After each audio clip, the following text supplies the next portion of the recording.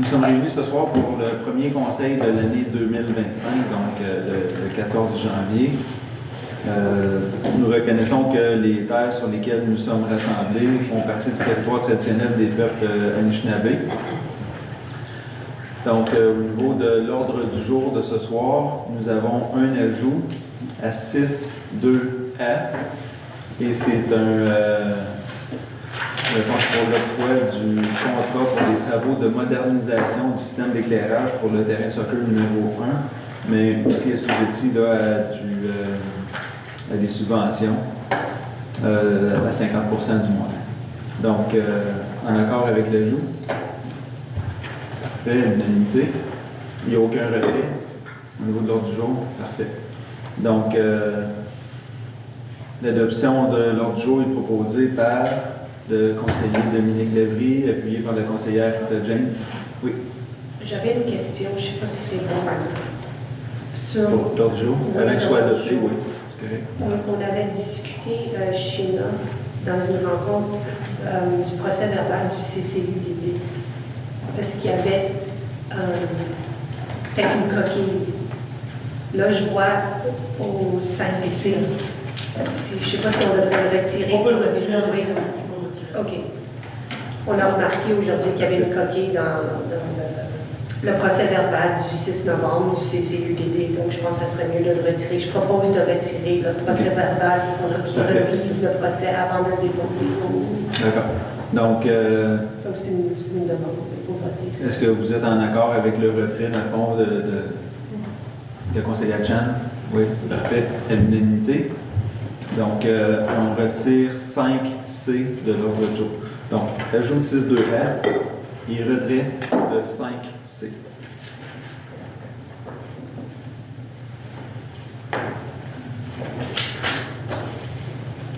Donc, adoption de l'ordre du jour avec l'ajout et le retrait. En faveur?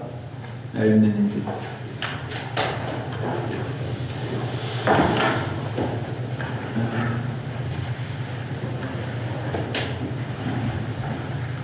Donc, adoption des procès-verbaux. Il est proposé par Dominique Lévry, appuyé par Sybelle Wilson, et résolu que les procès-verbaux suivants soient et sont par la présente adoptés. Donc, le procès-verbal de la session extraordinaire du 3 décembre 2024, le procès-verbal de la session ordinaire du 3 décembre 2024, le procès-verbal de session extraordinaire du 16 décembre 2024, le procès-verbal de la première session extraordinaire du 19 décembre, ainsi que le procès-verbal de la deuxième session extraordinaire du 19 décembre 2024. En faveur? Appuyé à l'unanimité. 5. Oui, c'est ça. Le rapport du maire, monsieur. Ah oui, le rapport du maire, excusez-moi. Oui. Donc, le rapport du maire. Premièrement, je tiens à vous souhaiter une bonne et heureuse année 2025. Beaucoup de santé, beaucoup d'activités communautaires. Surtout que cette année 2025 souligne le 150e anniversaire de Chelsea. À cet égard, le calendrier de la municipalité est disponible à l'hôtel de ville, est disponible aussi chez certains de nos commerçants locaux, pharmacies, épiceries. Et c'est ça, avec le conflit qu'il y avait avant Noël avec Poste Canada, donc la municipalité a pris la décision de ne pas les envoyer, puisqu'il serait arrivé possiblement un peu trop tard. Donc, il reste encore si vous allez à la bibliothèque, venez chercher votre calendrier à la municipalité. Dans le cadre du 150e, nous avons fait l'annonce du logo au mois de novembre dernier et le lancement de la programmation est prévu le 27 janvier lors d'un petit événement.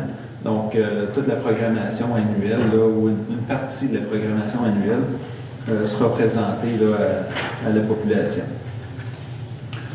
Transcolline a intégré la municipalité en date du 1er janvier.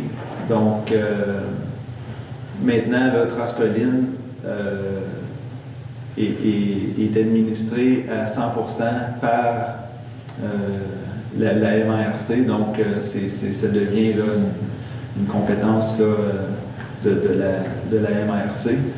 Puis, toutes les questions que vous avez, Transcolline conserve encore tous les mêmes processus et tout ça, mais c'est juste que les employés ont été intégrés à même la MRC des collègues. Le Centre Méredith, une bonne nouvelle aussi. Le Centre Méredith a maintenant des bornes électriques. Donc, les bornes sont fonctionnelles en date d'aujourd'hui. Donc, un de nos employés nous a confirmé le tout. Il y en a aussi une à la bibliothèque, là, puis ça va être tout officialisé avec aussi les autos de communauto là, avec Horizon Partagé. Au niveau de la collecte, là, il y a un gros changement qui s'en vient. There's a big change that is coming in February regarding the garbage recycling and compost pickup. So some of those changes will happen in February. We are aware that some of you are concerned. So are we. So we try to implement the best change as possible for this change in habit and change in service for every resident in the municipality. Donc, au niveau de la collecte, un des gros changements, ça va être, dans certains cas, le changement de la journée. Donc, si, exemple, vous étiez le mardi, c'est possible que vous soyez le mercredi. Aussi, le matériel, l'équipement qui sera utilisé, ce sera du matériel automatisé, donc avec un bras mécanique qui va ramasser les bacs. Donc, à cet égard, lorsqu'il y a une journée avec une double collecte, vous allez devoir placer vos bacs à environ 1 mètre d'écart entre chacun. Ou, exemple, si vous avez 2 bacs de recyclage, mais vous allez aussi devoir les espacer d'environ 1 mètre afin de laisser le bras mécanique là, libre cours pour être capable de faire le travail pour être capable de récupérer là, toutes les matières.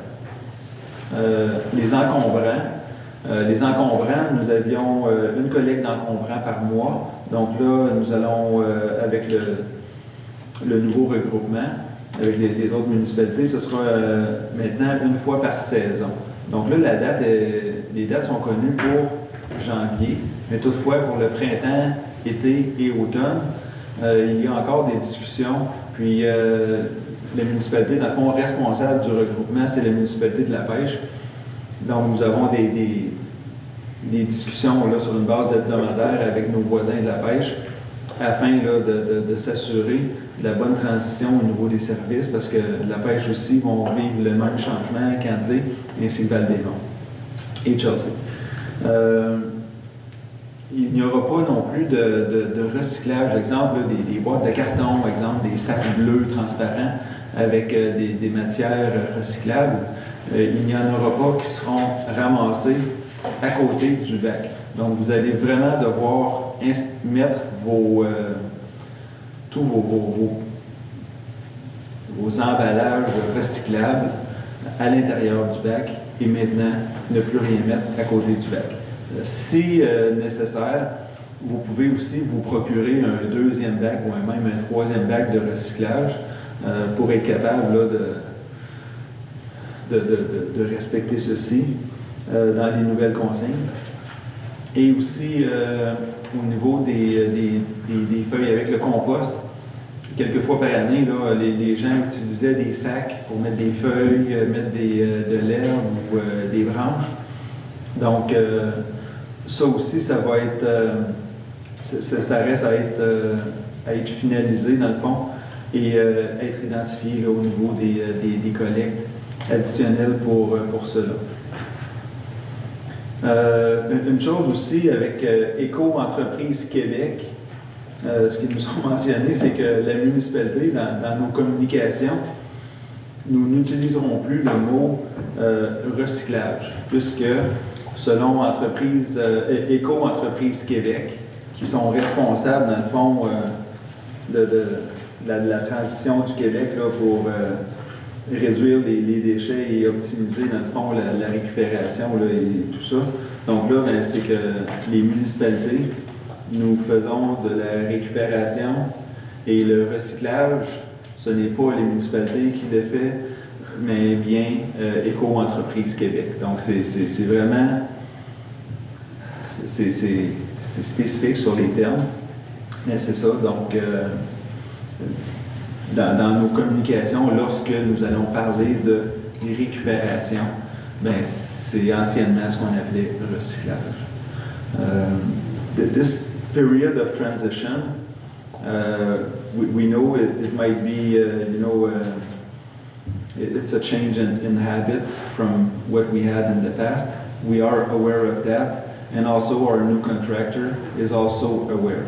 So for February and March, we are open, to we will have more communication and to provide all the specificity with the new collection of garbage, recycling, and also compost. But during that process, if ever there is something, please communicate with the municipality in a polite manner and through info@Chelsea. And we will look at what we can do, because we are aware that garbage pickup in wintertime is only once a month. And so we discuss with the service provider, and we'll see what we can do. But for sure, it's important to contact the municipality if ever there's something. And also, a good thing is that for all the information, and to make sure that you receive all the information, the proper information, register on the Pivot platform, the municipal platform. You will receive everything. Every week before the garbage pickup or the recycling and compost, I receive on my cellular, on my email, I get some notification telling me exactly what's picked up this week. And there's also the app that you can also download. Donc, allez sur Pivot, enregistrez-vous à Pivot, puis ça va vraiment nous aider aussi à relayer la bonne information, parce que c'est pas... on le met sur le site web, on en parle et tout ça, mais la diffusion, elle se fait de façon directe et uniforme à ce moment-là au niveau des transferts d'informations. Donc, ça met ça clôt dans le fond le dossier là, des nouvelles collectes. Un autre dossier qui est important, c'est le dossier de l'école. Donc, juste avant Noël, il y a eu dans les médias de la province des informations comme quoi le gouvernement provincial allait mettre à l'arrêt plusieurs projets d'écoles, de construction d'écoles. Donc, c'est certain que ça m'a interpellé. Puis j'ai communiqué avec le directeur général du centre de services Portage Outaouais. Et je l'ai questionné, j'ai dit, OK, là, notre projet d'école. Donc, présentement, notre projet d'école, ce que le DG du centre de services m'a mentionné, c'est que notre projet continue à Chelsea. Le projet est en cours, donc pour ce qui est de la conception, l'étape où nous on est, donc ça continue et ça suit son cours. Le gouvernement n'a pas mentionné, selon les informations que j'ai lues, n'a pas mentionné arrêter le projet à l'étape où notre projet d'école est. Et j'ai demandé aussi une rencontre avec notre député, M. Bussière. Donc, dans les prochains jours, je vais rencontrer M. Bussière pour, entre autres, parler de cela et d'autres dossiers aussi d'actualité, dont les subventions pour différents projets municipaux, aussi la vitesse là, sur la route 105 au sud, puis le chemin Haute-Chelsea. Donc ça, c'est des dossiers qui sont récurrents, mais qu'on continue de discuter. Donc, pour ce qui est de l'école, Mais c'est ça, on continue là, de vérifier avec notre député là, pour le dossier. Donc, ça met un terme là, au mot du maire pour l'instant. Donc, je tiens aussi à remercier notre équipe de travaux publics qui fait encore un excellent travail au niveau du déneigement et aussi de l'entretien du sentier hivernal là, qui est la voie verte. Donc, malgré le fait qu'on n'a pas eu nécessairement beaucoup de neige, bon, là, dans les dernières 24 heures, on en a eu, mais notre équipe là, a fait un travail impeccable pour maintenir la voie verte. Donc, je remercie les employés à cet égard. Merci. Donc, on peut maintenant passer à la période de questions. Il n'y avait pas de questions, Mme la DG. Parfait. Donc, adoption des procès-verbaux. On le fait. Parfait. Dépôt de documents. Donc, dépôt de documents. Dépôt de la liste des comptes payés du 6 novembre au 2 décembre 2024 au montant de 2 733 695,90 $. Dépôt de l'amendement budgétaire mensuel de novembre 2024 et dépôt du procès-verbal de la rencontre du comité. Non, ça on enlève. 5C, parfait. 5C est enlevé. Maintenant à 6.1a, présentation et dépôt du projet de règlement numéro 1334-25 et avis de motion. Donc, le règlement d'emprunt décrétant des dépenses en immobilisation et un emprunt au montant de 1 390 000 pour financer les dépenses en investissement de 2025.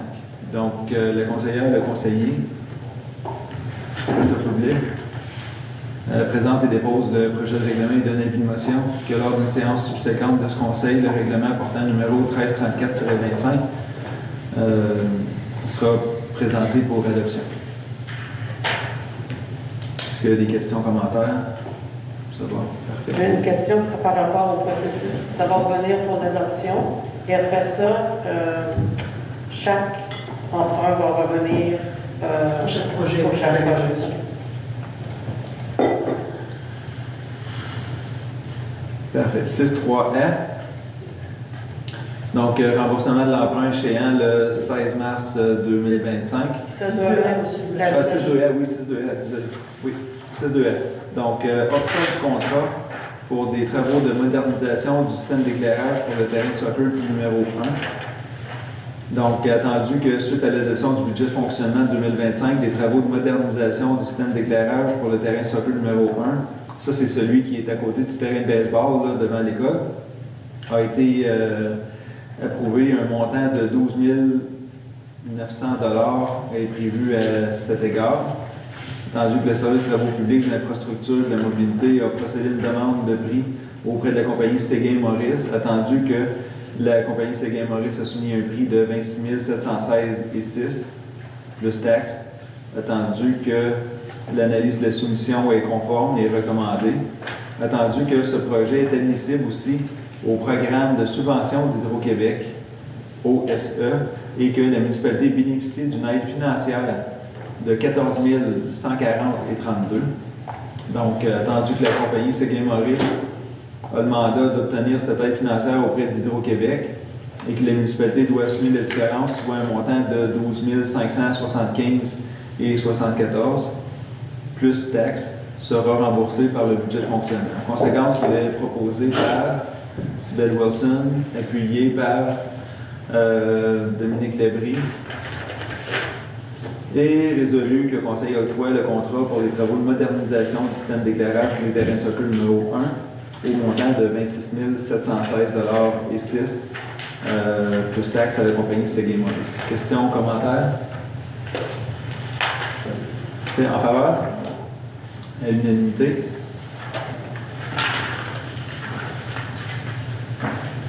« 6.3a, donc remboursement de l'emprunt échéant le 16 mars, tandis que la municipalité remboursera en entier le montant à refinancer de 73 600 $ à l'échéance de l'emprunt. En conséquence, il est proposé par Kimberly Chan, appuyé par Dominique Labrie, et résolu que le Conseil autorise le remboursement en entier de l'emprunt échéant le 16 mars 2025 au montant de 73 600 $. En faveur? à l'unanimité. 6-6A. Donc, félicitations à M. Paul Troop pour son intronisation au Temple de la renommée du ski canadien en 2024, donc en novembre dernier. M. Troop est un résident de Chelsea depuis plusieurs années. Il a une longue carrière aussi dans le domaine du ski, en tant que coureur, instructeur, entraîneur et administrateur. M. Troop aussi a passé avec l'équipe nationale là, de développement de ski de fond comme directeur. Puis il a aussi été au conseil d'administration du Marathon canadien de ski de fond. Puis c'est là qu'il a cofondé le programme Ski à l'école, Ski at School, qu'il préside depuis 2016. Puis ce projet-là, dans le fond, maintenant, ce projet-là a débuté en Outaouais et est maintenant déployé partout dans la province du Québec. Et à cet égard aussi, M. Troop a reçu en 2023 un prix hommage de Bénévolat Québec de la ministre de la Solidarité sociale et de l'Action communautaire comme bâtisseur citoyen. M. Troop a été aussi intronisé là, au Temple de la renommée du ski canadien le 15 novembre 2024 à Montréal. Donc, en conséquence, il est proposé par la conseiller Sybelle Wilson, appuyé par Rita Jane, et résolu de féliciter M. Troop pour son intronisation au Temple de la renommée du ski canadien et pour l'héritage qu'il laisse par son parcours exceptionnel, son engagement envers le ski de fond tout au long de sa vie et ses efforts pour rendre le sport accessible pour tous. Questions, commentaires? En faveur? À l'unanimité? Merci. 6-6B, donc nomination des membres du comité pour nomination des membres du comité sur l'accès à l'information et la protection des renseignements personnels pour 2025. Donc, les personnes seraient, dans le fond, la direction du service juridique, greffe et responsable d'accès aux documents de protection des renseignements personnels, la position de greffière adjointe, position de technicienne en documentation, responsable des communications et responsable aussi des ressources humaines. Et également, là, résolu que la direction générale est aussi membre d'office du comité pour participer à sa convenance. Donc, en conséquence, il est proposé par Sybelle Wilson, appuyé par Rita Jane, et résolu de nommer la personne suivante pour siéger sur ce comité pour l'année 2025. Questions, commentaires? En faveur? À l'unanimité? Merci. Ça, c'est selon la loi. On est obligé maintenant d'avoir ce comité-là, ces nominations-là. Parfait. Merci. Donc, permanence de Mme Joanie Campeau au poste d'adjointe à la direction générale et à la mairie. En conséquence, il est proposé par Dominique Labrie, appuyé par Kimberly Chan, et résolu que Mme Joanie Campeau soit confirmée à titre d'employée permanente au poste d'adjointe à la direction générale et à la mairie et qu'elle jouisse de tous les bénéfices consentis aux employés Col Blanc non syndiqués de la municipalité en date du 14 novembre 2024. Questions, commentaires? Donc, nous allons pouvoir féliciter Mme Campeau demain matin. Donc, merci.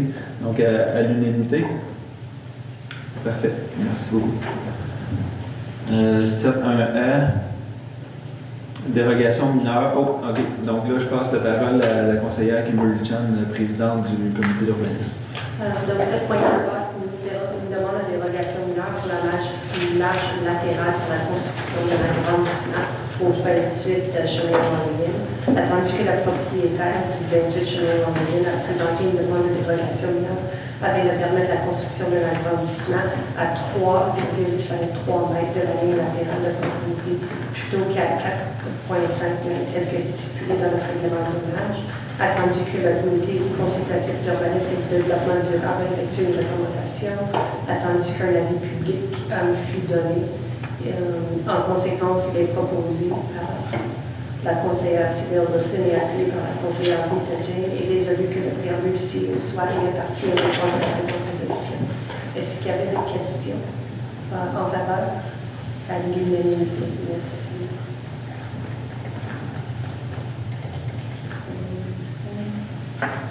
7.1b. Donc, c'est une demande de dérogation mineure pour les marges avant et arrière pour la construction d'un garage, un abri d'auto et un patio au 688 en route 105. Attendu que le propriétaire de l'immeuble a fait la demande, attendu que le comité consultatif d'urbanisme a effectué une recommandation et attendu qu'un avis public fut donné le 13 décembre 2024.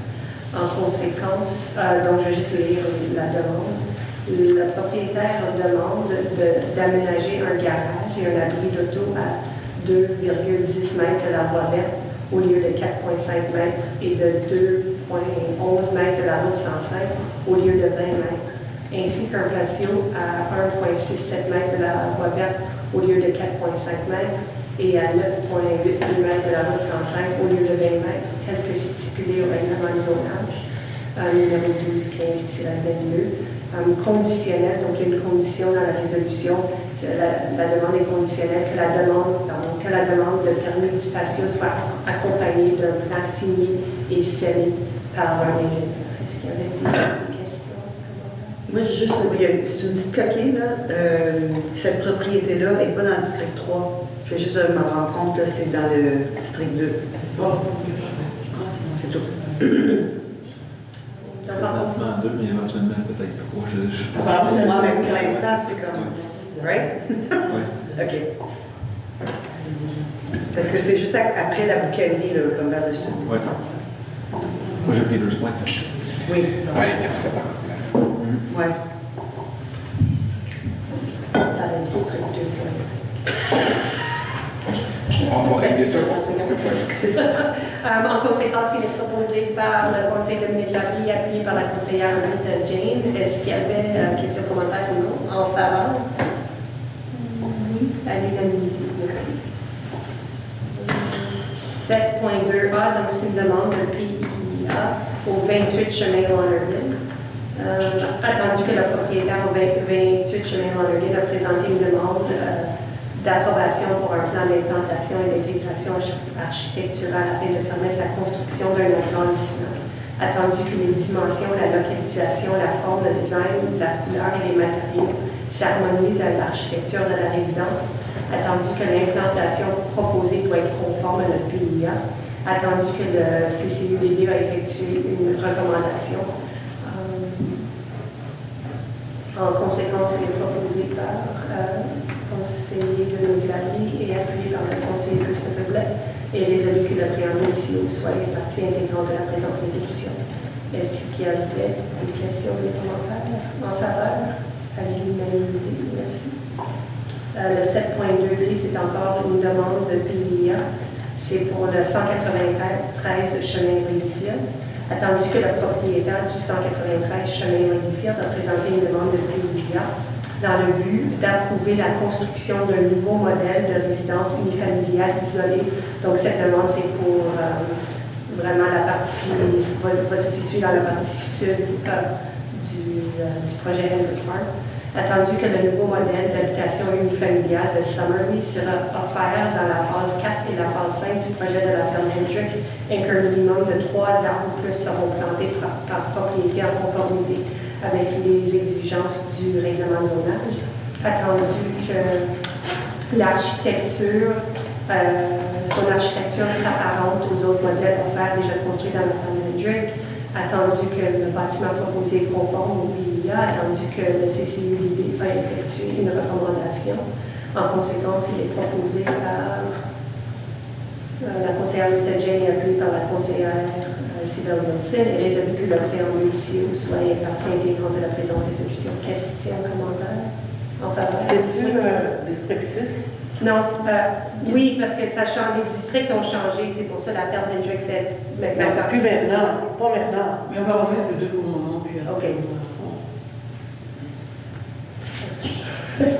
Question, commentaire? Ça va en faveur? À l'unanimité, merci.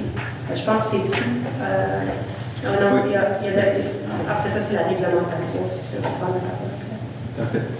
Donc, adoption du second projet de 7.5R Adoption du second projet de règlement numéro 1328-24, le règlement modifiant certaines dispositions du règlement de zonage numéro 1215-22, correction aux grilles de spécification mix 2-CV-6 et mix 2-CV-1, précision pour les usages mixtes et pour les constructions en saillie, pour les habitations jumelées et contiguës. En conséquence, il est proposé par Kimberly Chan, appuyé par Christopher Blais, et résolu que le second projet de règlement, numéro 1328-24, soit par la présente adopté. Questions, commentaires? En faveur? À l'unanimité. 7.5b, adoption du règlement numéro 1332-24, règlement modifiant certaines dispositions du règlement sur les permis et certificats numéro 1219-22, dispositions relatives à la vérification des certificats d'autorisation d'usage, validation annuelle et frais d'études.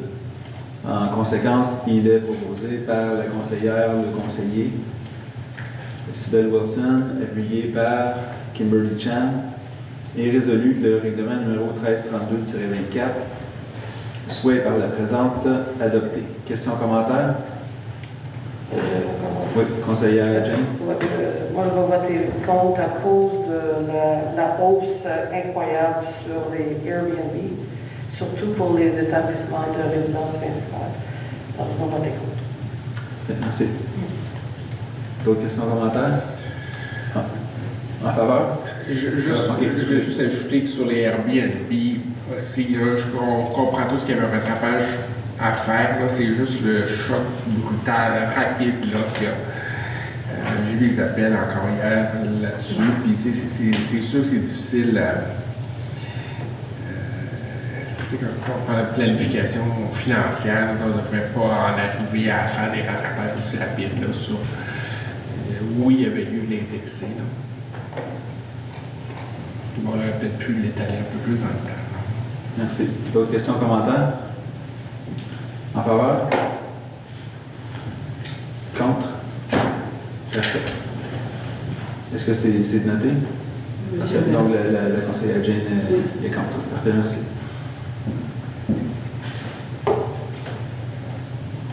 7.6a, lotissement numéro 2 635 057 au Canada du Québec. Compensation pour parc, terrain de jeu, espace naturel et cession d'une surlargeur du terrain dans le district 6. Donc, attendu que le propriétaire d'une partie du lot, 2 635 057 au Canada du Québec, propriété située en bordure du chemin de la montagne et du chemin du Gué, désire diviser son terrain en 8 lots, dont 7 lots à bâtir et une surlargeur pour le chemin de la montagne, à céder à la municipalité tel que démontré au plan projet de subdivision préparé par Michel Fortin, arpenteur-géomètre. Attendu que le projet de subdivision ne fait pas l'objet d'un PIA, puisqu'aucune rue n'est créée, attendu qu'en vertu de l'article 15, il y a 2 paragraphes 7.1, 7.12 et article de la loi sur l'aménagement de l'urbanisme, la municipalité peut exiger que le propriétaire cède gratuitement à la municipalité un terrain de représente 10 de la superficie totale de l'immeuble visé par un lotissement et qui est situé à un endroit qui, de l'avis du conseil, convient pour l'établissement ou l'agrandissement d'un parc, d'un terrain de jeu ou au maintien d'un espace naturel et verse à la municipalité une somme d'argent qui doit représenter 10 de la valeur marchande du terrain compris dans le plan relatif à l'opération cadastrale, tandis que la loi de l'aménagement et de l'urbanisme prévoit que l'engagement par le propriétaire de la cession du terrain est une condition préalable à l'approbation du plan relatif à une opération cadastrale par le conseil municipal, attendu que la grande orientation numéro 3 du plan d'urbanisme numéro 1214-22 de la municipalité préconise le développement de services de transport actif, dont l'un des objectifs est d'augmenter la mobilité collective et active et la création de liens piétons et cyclables entre les quartiers, attendu que le plan d'urbanisme dispose de la mise en œuvre de cet objectif soit effectué en poursuivant le développement et l'interconnexion du réseau de mobilité active complémentaire au réseau routier dans le cadre de la planification des nouveaux projets d'aménagement en exigeant systématiquement des sentiers d'hiver.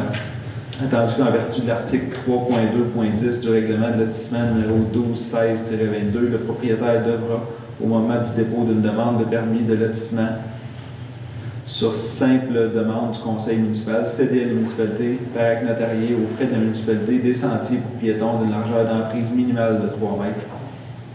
Attendu qu'en vertu de l'article 3.2.10 du règlement de lotissement numéro 1216-22, il revient au conseil de déterminer la localisation des sentiers piétonniers dans le but de stimuler la circulation piétonnière en favorisant un accès aux édifices publics, aux terrains de jeu et aux parcs ou tout autre endroit d'intérêt public.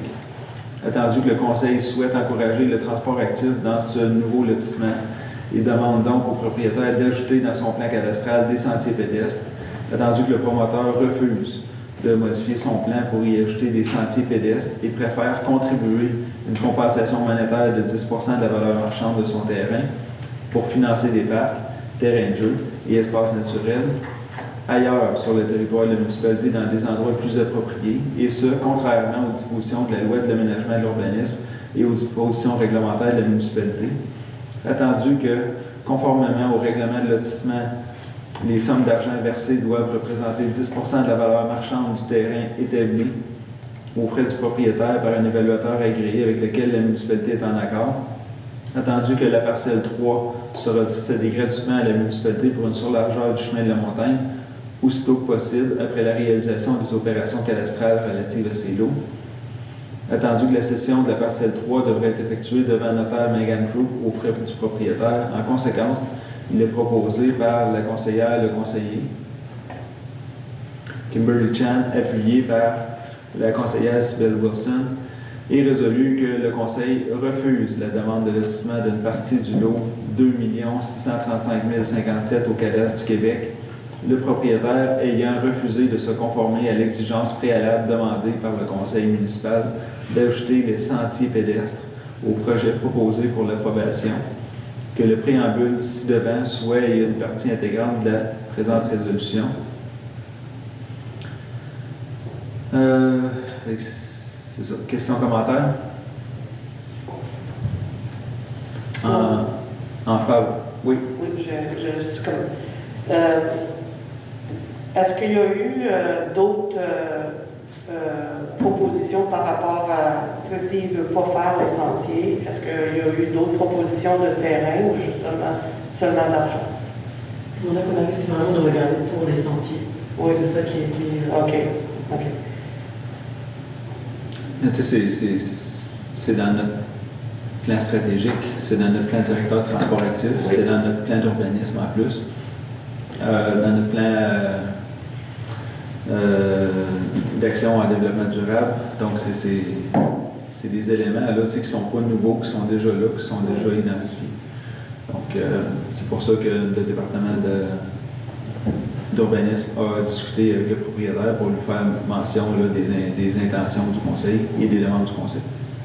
Donc, là, la demande qui est ici, c'est de refuser. Donc, là, Madame la DG, si les membres du conseil votent en faveur, ils votent en faveur de refuser la demande. S'ils votent contre, au fond, ils votent contre le refus, c'est-à-dire d'approuver le projet sans les sentiers. C'est bien ça? Oui, c'est vrai. Parfait, merci. Est-ce que c'est clair? Donc, le commentaire que je voulais faire, c'est que moi, I believe that the municipality should always go for the land because the value in money is not equivalent. As soon as we subdivide it, it's going to be worth more. The value is going to be worth more. So I do believe, but if it's, if there's some negotiation with the developer for other pieces of land, I would be okay with that as well.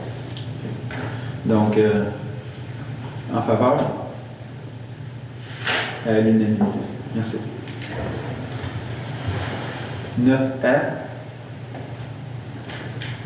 Oui, c'est bien ça. Donc, adoption du règlement numéro 1330-24, règlement relatif à la collecte et au traitement des matières résiduelles. Donc, tel que mentionné dans le rapport du maire, il y aura un changement là, à partir de la collecte du 4 février. Donc, il y a des communications qui ont déjà débuté et il y en aura des communications additionnelles. Et nous invitons la population à s'inscrire à Pivot, à notre plateforme citoyenne, afin d'être capable de recevoir toutes les bonnes informations là, sur le changement au niveau des collectes et au traitement des matières résiduelles. Donc, en conséquence, il est proposé par la conseillère, le conseiller Cybèle Wilson, appuyé par Dominique Labrie, et résolu que le règlement numéro 1330-24 relatif à la collecte et au traitement des matières résiduelles soit par la présente adopté. Questions, commentaires? Oui, conseiller Labrie. Peut-être mentionner qu'il n'y a vraiment pas de réduction de service du point de vue du citoyen. J'ai eu commentaires, à part les encombrants, qui étaient une fois par mois, que ce sera plutôt par saison. Mais au total, là, les citoyens qui ont besoin de plus qu'une poubelle, avant, ils étaient limités à 2.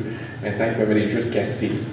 C'est sûr que les boîtes de carton, c'était pratique de pouvoir les laisser à côté, mais on vous demande simplement, si les gens qui ont une collecte, qui ont un surplus régulier, simplement s'acheter une poubelle, je comprends que c'est à 150 $.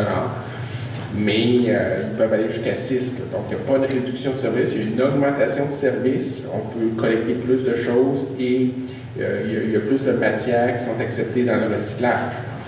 Donc, je refuse l'idée qu'il y ait une diminution de service. Avec ça, il y a un peu plus de service pour les citoyens. Parfait, merci. D'autres questions, commentaires? En faveur? À l'unanimité. 9B, adoption de la méthode de déneigement d'éco-routes d'hiver dans le quartier de la Ferme-Brick, quartier du Ruisseau, Chelsea, ainsi que le quartier Méridien. Donc, attendu que depuis le 1er février 2023, la municipalité a mis en place un projet pilote d'éco-routes d'hiver, aussi appelé des routes blanches, dans les quartiers de la Ferme-Brick, Ruisseau, Chelsea et aussi quartier Méridien. Donc, attendu que cette méthode de déneigement limite l'épandage de sel et d'abrasifs en favorisant plutôt le simple grattage de la chaussée. Le but de cette méthode, c'est de limiter les effets néfastes du sel que peut avoir sur l'environnement. Attendu que pour des raisons aussi de sécurité, l'usage du sel et d'abrasifs serait utilisé lorsque les conditions routières sont jugées dangereuses, par exemple lors de pluies verglaçantes. Mais attendu que seuls les chemins secondaires deviendront des éco-routes et que les chemins collecteurs suivants seront exclus, donc Cécile, Ladyfield et Jean-Paul Lemieux. En conséquence, il est proposé par la conseillère, le conseiller Dominique Labrie et appuyé par Cybèle Wilson est résolu d'adopter la méthode de déneigement d'éco-routes d'hiver dans le quartier de la Ferme-Brick, quartier du Ruisseau, Chelsea et aussi du quartier Méridien. Donc, encore une fois, ça fait partie de notre leadership au niveau de l'environnement. Nous avions débuté ce projet pilote-là à l'hiver 2023, continué en 2024, et là, en 2025, finalement, on formalise l'initiative. Donc, merci à nos employés du département de l'environnement et aussi nos employés de travaux publics là, d'avoir ce leadership-là et de changer les méthodes de travail. Questions, commentaires? Juste une question, est-ce qu'on favorise l'abrasif par-dessus le sel? C'est ça? Parce qu'on parle d'abrasif et sel en même temps.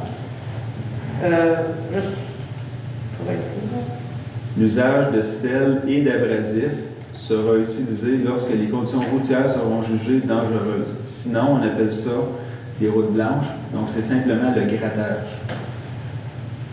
OK, donc c'est ça, quand on le met, on met les deux, le sel et l'abrasif. Selon la température. OK, c'est bon. OK, c'est une très belle initiative. Peut-être qu'on pourrait regarder à faire ça ailleurs aussi. Bon, parfait. En faveur? À l'unanimité. Nomination au comité consultatif des transports et de la mobilité. Donc, conseiller Valenté ne se sent pas bien, donc il ne peut pas être là ce soir. Là. Mais, donc, nous avons changé. Maintenant, c'est le comité consultatif des transports et de la mobilité durable qui vient remplacer, dans le fond, le comité de travaux publics et d'infrastructures et aussi le comité de mobilité active et durable. Donc, nous avons fusionné au cours de la dernière année, là, en 2024, les deux comités. Nous avons rencontré aussi, nous avons donné l'opportunité aux membres qui siégeaient sur les deux différents comités de postuler pour le nouveau. Donc, certaines personnes ont décidé de laisser, certaines personnes ont mentionné aussi un intérêt pour le nouveau comité. Il y a eu un bel intérêt. Plusieurs personnes ont déposé leur candidature. Le comité de sélection a sélectionné, dans le fond, 1, 2, 3, 4, 5, 6, 7 résidents, résidents pour siéger sur le comité, le nouveau CCTMD. Donc, en conséquence, il est proposé par la conseillère Rita Jane, appuyé par la conseillère Kimberly Chan, et résolu de nommer les personnes suivantes comme membres du comité consultatif des transports et de la mobilité durable, et ça pour un terme de 2 ans. Donc, Andy Ball, Étienne Gaudet-Pellerin, François Leclerc, Heather McDonald, Carl Seidla, Michel Hébert, ainsi que Stéphane Aymon. De ces membres-là, il y a une belle aussi diversité là, au niveau des compétences, au niveau de l'expérience et aussi au niveau de la représentation des divers secteurs de la municipalité. Donc, ça, c'est un autre élément qui est important, d'essayer d'avoir des gens là, du nord, du sud, d'est en ouest là, de la municipalité, afin d'avoir une meilleure représentation. Donc, je tiens à remercier beaucoup tous les gens qui ont soumis leur candidature, les nouveaux membres du comité. Avec eux, c'est certain que nous avons des beaux défis devant nous et de belles discussions aussi pour assurer la sécurité de notre population et aussi notre transition, dans le fond, au niveau des méthodes de déplacement, c'est les optimiser et de les rendre de plus en plus sécuritaires. Donc, questions, commentaires? Conseillère Chan? Conseillère Jane? Ben, parce que Enrico m'a envoyé quelque chose pour lire de sa part, fait que je vais le lire pour lui.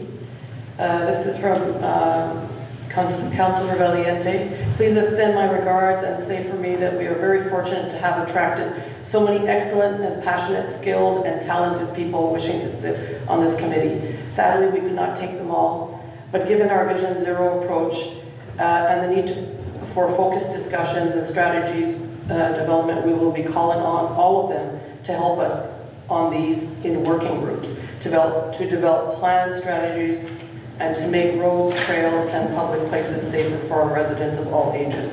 I thank each and every one of them for their passion for our community and welcome the selected candidates for this dynamic committee. Councillor Jane and I are very proud to sit with them to achieve our collective Vision Zero objective together. So I also want to say that I think we had 12 excellent candidates. It was very, very difficult to choose, but given that we're planning to work on certain activity or certain strategies and plans in working groups, we'll be able to call upon all of the expertise we have in Chelsea. So thanks very much and welcome. Merci. Conseillère Chan? Oui, peut-être juste une question. Les groupes de travail, je suis au courant. La conseillère Jane a mentionné une couple de fois dans le statement d'Enrico qu'il y avait des groupes de travail qui étaient établis ici. We didn't do them yet, so what we're going to do is, we haven't even had our first meeting yet, but the idea is that we will be working on helping the Director of Public Works with the Vision Zero, dividing it into portions and doing a deeper dive on his behalf, on it. On avait discuté, surtout avec la vision zéro, d'aller à l'externe. Donc, je pense qu'une discussion à l'interne d'abord, mais ça n'a pas été discuté au conseil. Oui, bien là, ce qui est important, c'est de nommer les nouveaux membres du comité, ensuite d'avoir une rencontre avec le directeur de travaux publics. Puis sur ça, je voulais juste prendre je suis très contente de voir les membres du comité, puis c'est quelque chose de très important. On voit avec les résidents de la municipalité de Chelsea. Malheureusement, il y a juste une femme qui va être siégée sur le comité. Juste pour mentionner que dans le passé, je pense qu'il y a 2 conseillers qui sont ici, qui siégeaient sur un des comités consultatifs avant qu'ils ont été élus. Donc, it's still, the advisory committees are still kind of an important opening for people to start engaging with the municipality and municipal politics. So I see we still have work to do to kind of promote women on our advisory committees as well. So that's something to just keep in mind. I know it was part of our resolutions for each of the committees as we go forward. Heather McDonald is a fantastic candidate here, as is everybody else that's on the committee. It's just we still have work to do, especially with elections coming up in November. It's nice to give or to have women have the opportunity to be able to start engaging with municipal politics at a different level before perhaps kind of throwing their hat in the ring. Donc, en faveur? À l'unanimité? Modification de l'évocation d'équipements et de machinerie. Donc, tandis que la municipalité souhaite procéder à la vente d'équipements et de machinerie qui ont atteint leur durée de vie utile, tandis qu'il y a lieu de modifier l'évocation des équipements et des machineries suivantes, lesquels font partie du domaine public, et de les affecter maintenant au domaine privé. Donc, il y a plusieurs équipements, là, donc camions 10 roues, balayeuse mécanique pour le tracteur, monte-charge de garage, camionnette, des camions citernes aussi, autopompes, puis d'incendie, compacteur d'asphalte, tracteur de pelouse, camionnette, chasse-neige, épandeur, post pounder, puis des roues de tracteur. Donc, en conséquence, il est proposé par la conseillère, le conseiller Dominique Lévry, appuyé par Rita Jane, et résolu de modifier l'évocation des équipements de machinerie listés au tableau ci-avant, lesquels font partie du domaine public, et de les affecter maintenant au domaine privé. Questions, commentaires? En faveur?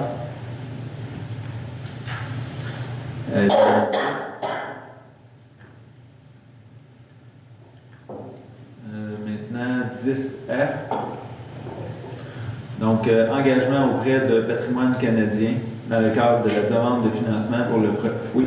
9E aussi. 9E? OK, oui, OK, parfait. Okay, non, je pensais que c'était la même chose. OK. Donc, vente d'équipements et de machinerie. Donc, attendu que certains équipements ont atteint leur durée de vie utile. Maintenant qu'on a sorti ces équipements-là du domaine public, on les met au domaine privé, mais maintenant, ça veut dire que là, on accepte de les mettre en vente pour les fonds. Donc, attendu que les sommes perçues de la vente des équipements de machinerie seront utilisées au renouvellement de la flotte de véhicules et d'équipements de la municipalité. En conséquence, il est proposé par le conseiller et la conseillère, Rita Jane, appuyé par Christopher Blais, et résolu que la municipalité procède à la vente des équipements de machinerie suivantes. Donc, dans la même liste que tantôt, camion de 10 roues, balayeuse mécanique pour tracteur, monte-charge de garage, camionnette, camion citerne, camion autopompe, camion d'incendie, compacteur d'asphalte, tracteur de pelouse, camionnette, chasse-neige, épandeur, pose pendeur et roue de tracteur. Questions, commentaires? En faveur? À l'unanimité. Maintenant, on revient à 10A. Donc, engagement auprès de Patrimoine canadien dans le cadre de la demande de financement pour le projet d'aménagement de la gare Cascade. Donc, attendu que la municipalité de Chelsea célébrera ses 150e en 2025. Dans le cadre des festivités de la municipalité qui se dérouleront, la municipalité sollicitera une aide financière auprès de Patrimoine canadien pour le projet de la gare Cascade, avec le programme des fonds, du fonds des legs. Attendu que le projet consiste à déplacer la gare Cascade sur un terrain municipal, à savoir en bordure de la voie verte. Attendu que le projet vient honorer l'histoire ferroviaire de Chelsea, les villages perdus qui composent la municipalité de Chelsea et améliore l'expérience culturelle et récréative de la communauté.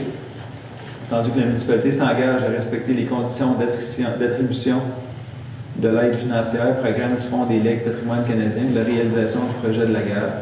En conséquence, il est proposé par la conseillère et le conseiller Sybelle Wilson, appuyé par Kimberly Chan, et résolu que la municipalité s'engage auprès de Patrimoine canadien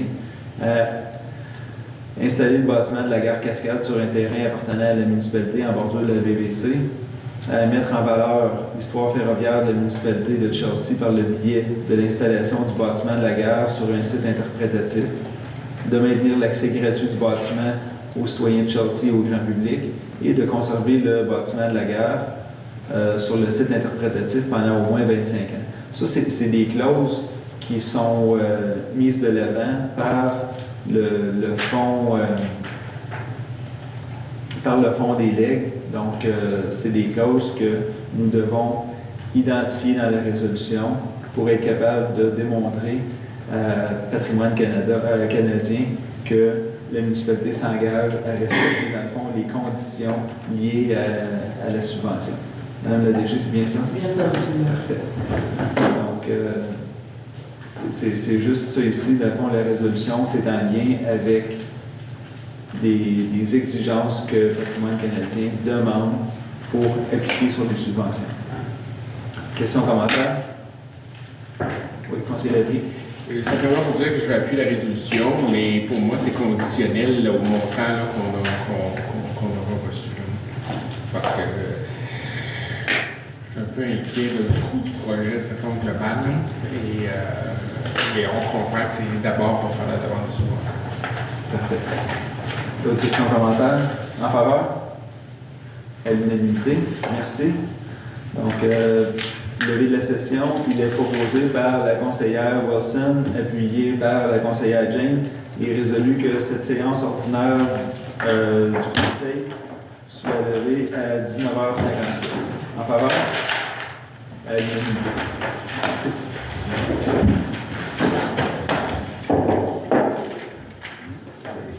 Good job.